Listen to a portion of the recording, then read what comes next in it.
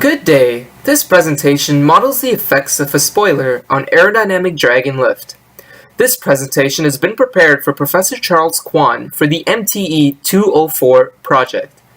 Mr. Appia, Mr. Agarwal, and myself, Mr. Pereira, shall be narrating during this presentation. To begin with, in today's world, vehicle aerodynamics plays an important role in design consideration. Spoilers act as a vital component in this sector. It is estimated that aerodynamic drag is the governing form of resistance when vehicles reach speeds of 80 km per hour. This is especially because 65% of the power required at 110 km is consumed due to aerodynamic drag alone. Drag is defined to be the aerodynamic force that opposes the car's motion through the air. The magnitude of drag varies across the different sections of the car's body. This is because drag is directly proportional to the contact area. It is generated when the natural airflow is interacted, or rather, comes in contact with the moving body. There are two types of airflow that shall be discussed and explored in this video. The first is laminar flow. Laminar flow is a type of fluid flow in which the fluid travels smoothly or in a regular path. Turbulent flow is a type of fluid flow in which the fluid undergoes irregular fluctuations. Now, we shall witness some real-life situations where the concept of lift and drag matters. The following examples will give us a better understanding of the two concepts that were discussed earlier. First, let's see a video wherein we can visualize the effect of drag on the surface of the car.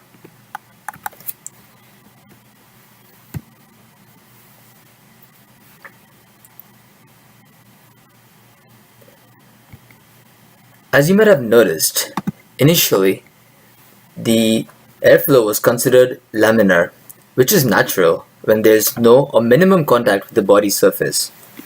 As the airflow got closer to the body surface, the turbulent nature was seen.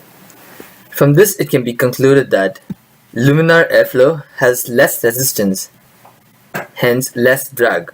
On the other hand, turbulent flow has more resistance, thus greater drag. Now, let's visualize the effect of lift on a sports car during a race.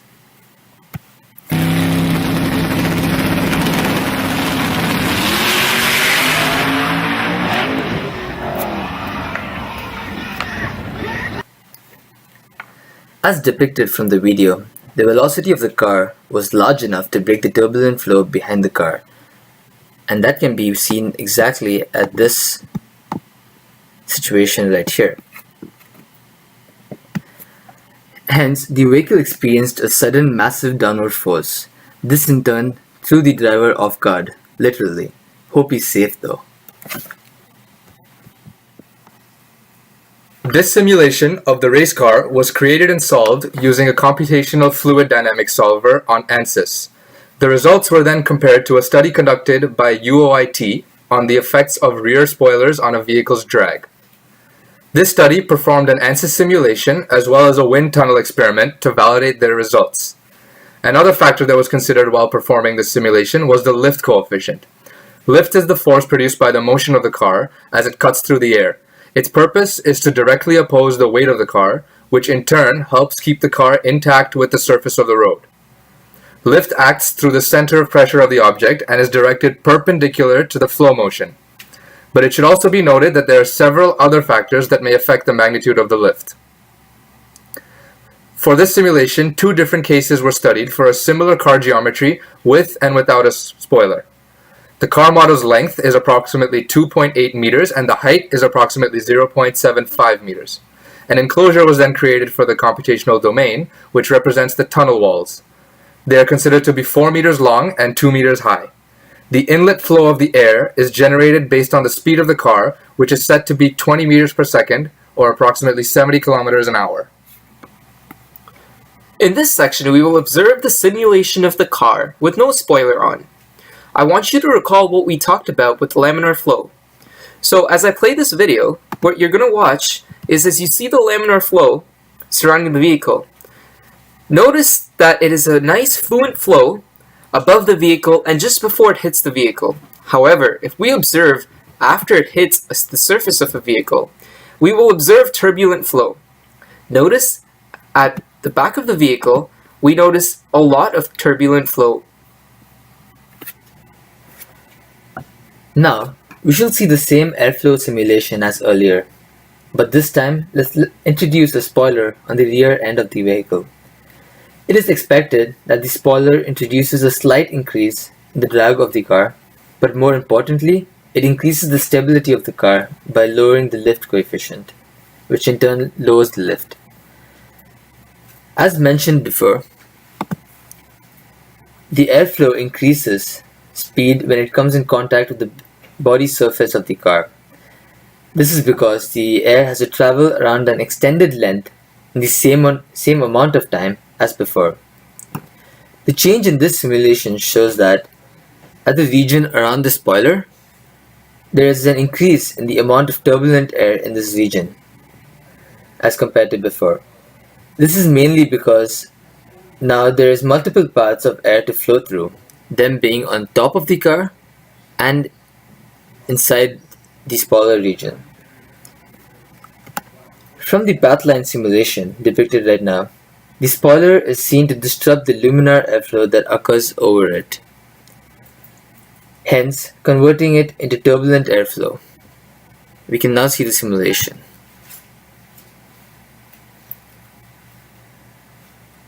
As we've mentioned earlier, turbulent air is caused due to an increase in drag.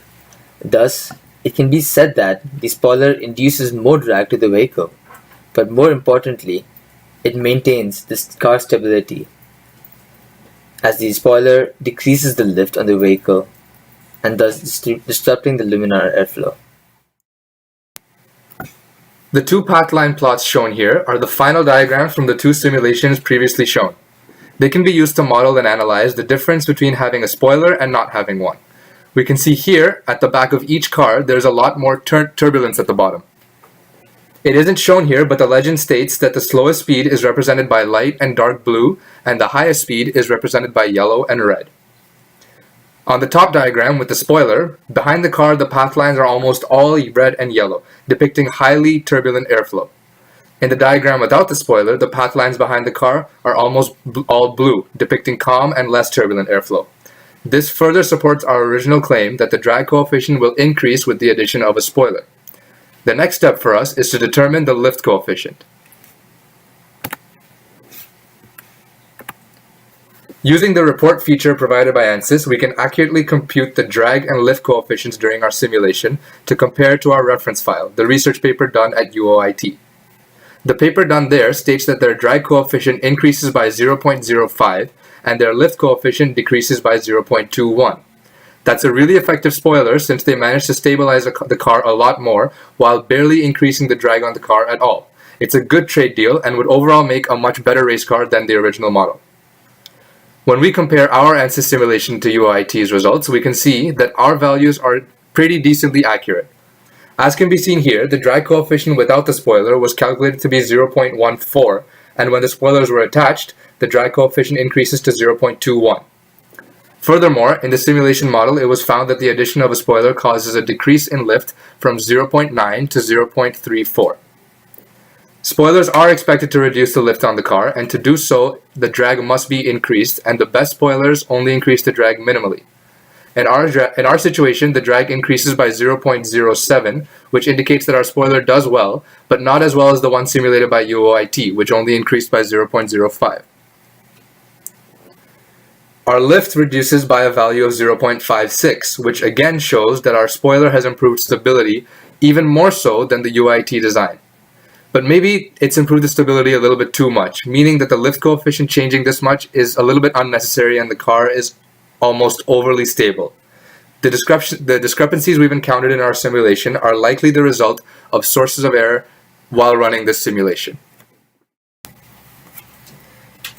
With the simulation in place, the following sources of error were as follows.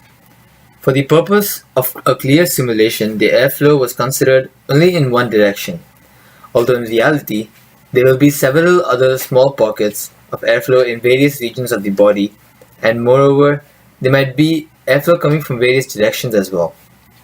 Next, we created an ideal enclosure of 4 by 2 meters, inside which we analyzed the airflow.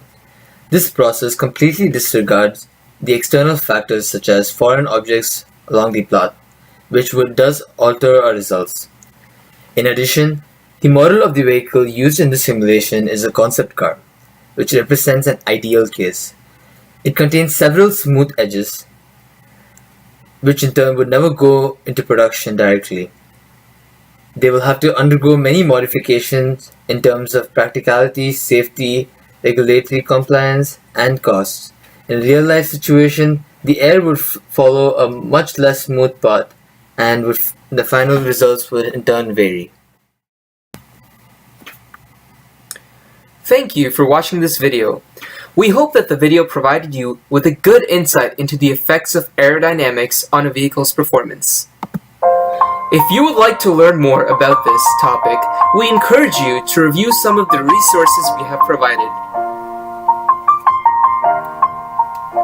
It's been a long day without you, my friend, and I'll tell you all about it when I see you again. We've come a long way from where we began. Oh, I'll tell you all about it when I see you again. When I see you again.